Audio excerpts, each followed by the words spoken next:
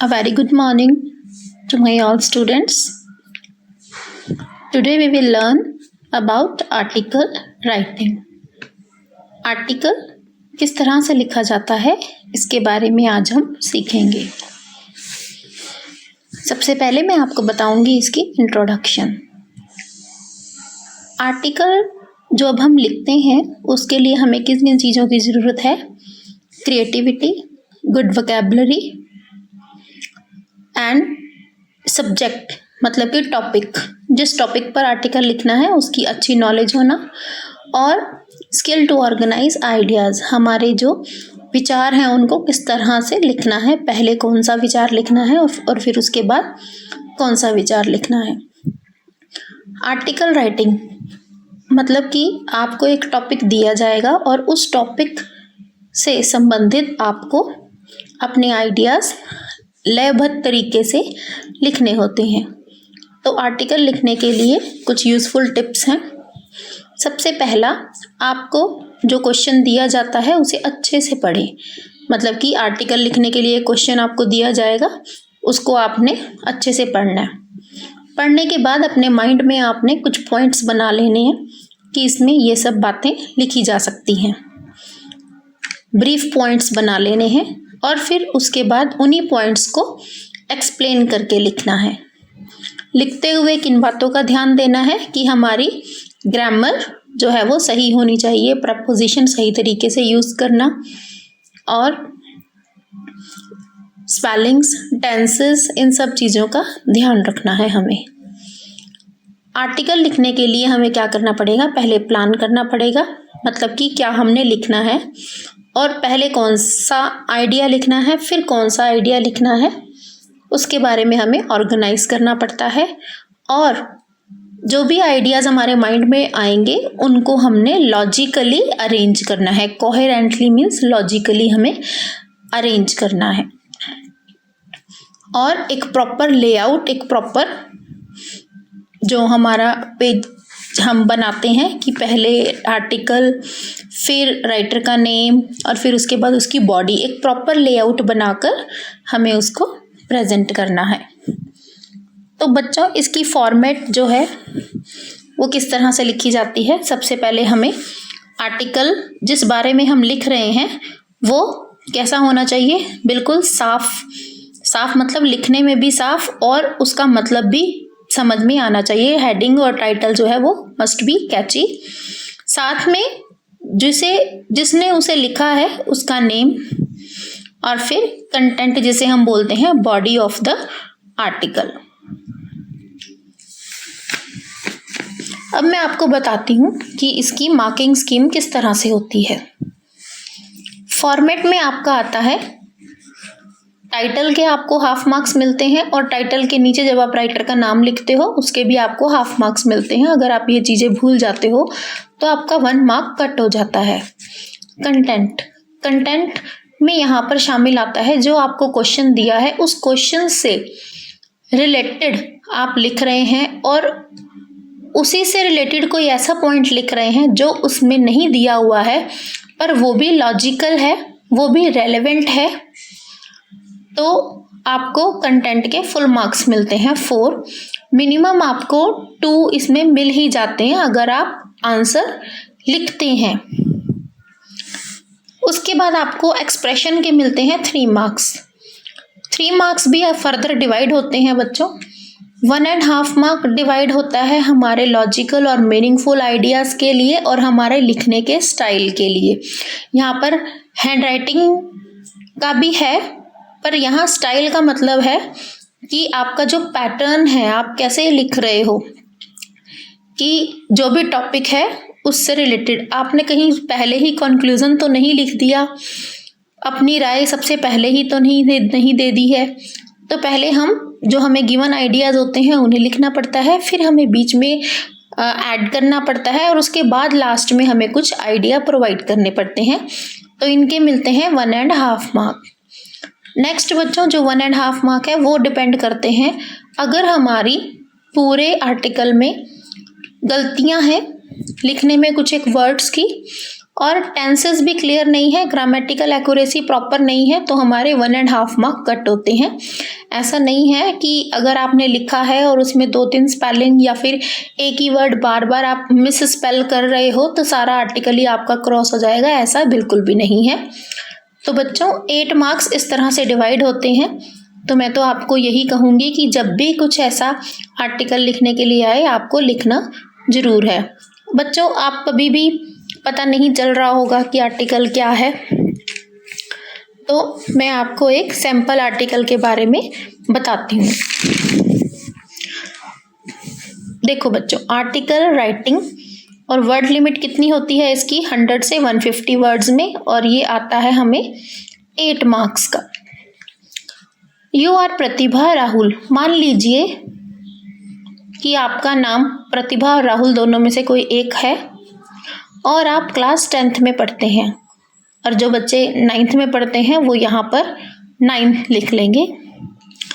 आप प्रतिभा या राहुल हैं क्लास 10 के, आपको एक आर्टिकल लिखना है 100 से 120 वर्ड्स में, और टॉपिक क्या है आपका, ill effects on students of too much of television.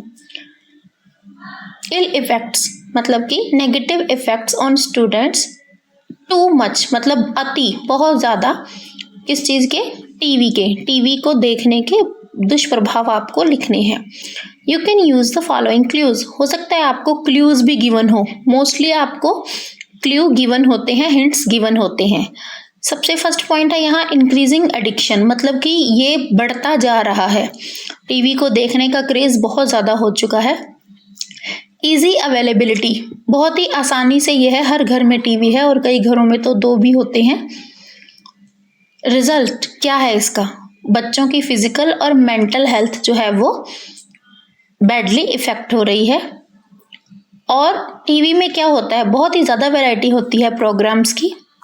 Drop in academic performance, यहाँ पर ड्रॉप का मतलब है कमी आई है, कमी आती है बच्चों के शैक्षिक परफॉर्मेंस पर, मतलब कि स्टडीज से related.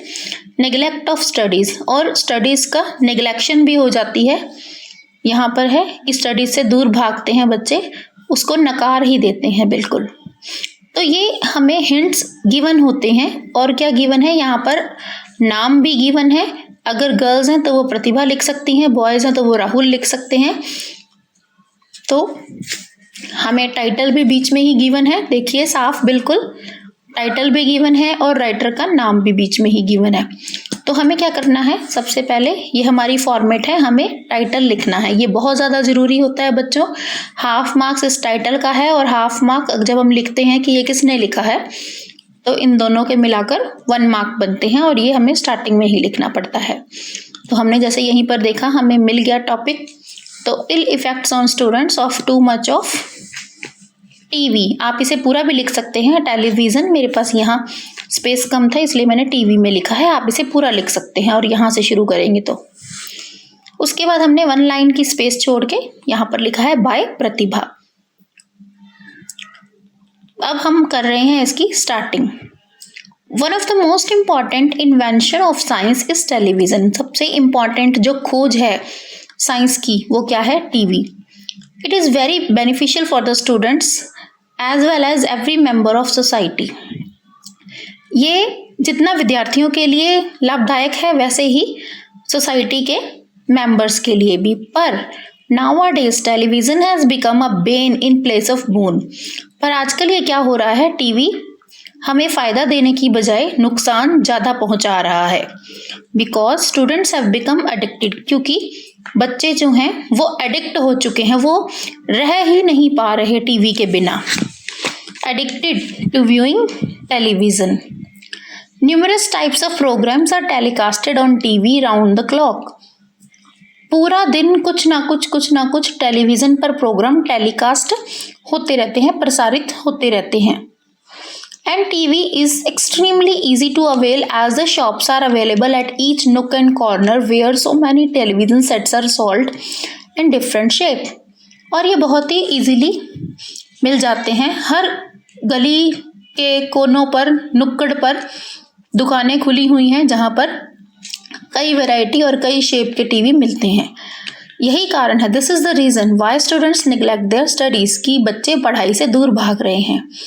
They prefer to view their favourite programme than to study, वो पढ़ने की बजाय अपना पसंदीदा प्रोग्राम देखना चाहते हैं।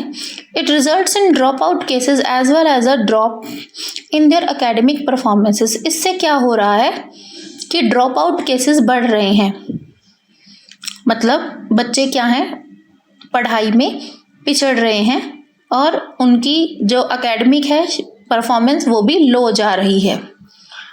It also has an adverse effect on the physical as well as mental health of the students. इसका शारीरिक और मानसिक रूप से भी, मानसिक जो स्वास्थ्य है बच्चों का वो भी बुरा असर से प्रभावित हो रही हैं। So it is the need of the hour that the students make judicious use of time while watching TV. तो इसीलिए ये समय की मांग है कि विद्यार्थियों को सही तरह से टीवी को देखने का समय सही तरह से प्रयोग करना चाहिए। बच्चों, ये मैंने कुछ पॉइंट्स लिखे हैं और आपको क्या करना है, इसी में अपनी तरफ से और भी पॉइंट्स लिखने हैं। अपनी तरफ से आप इसमें कुछ भी 4 और 5 लाइन्स ऐड कर सकते हैं। तो बच्चों, आपने देखा कि ये आर्टिकल किस तरह से लिखा जाता है। आप घबराना नहीं, लिखते हुए जो भी आपके माइंड में आ रहा है टॉपिक से रिलेटेड वो आप लिखोगे। पर यहाँ हमारा टॉपिक क्या था, इल इफेक्ट, बुरे प्रभाव, इसीलिए हमने इसमें बुरे प्रभाव लिखे हैं। अगर यहाँ टॉपिक होता effects on students of watching TV, तब आप इसमें नेगेटिव भी पॉइंट्स लिख सकते थे और पॉजिटिव पॉइंट्स भी लिख सकते थे। तो यहाँ आपको ध्यान रखना है कि टॉपिक आपका किस बारे में है। और गिवन क्लूज के अलावा भी आप अपनी तरफ से और भी बातें यहाँ पर लिख सकते हैं। आपने बिल्कुल भी नहीं घबराना कि आपने सही लिखा है या गलत लिखा है। आपको सिर्फ और सिर्फ एक टास्क अटेम्प्ट करनी है, that you have to write, कि आपको लिखना है। ओके बच्चों, thank you for watching. Stay safe, stay at home, wash your hands after every 30 minutes.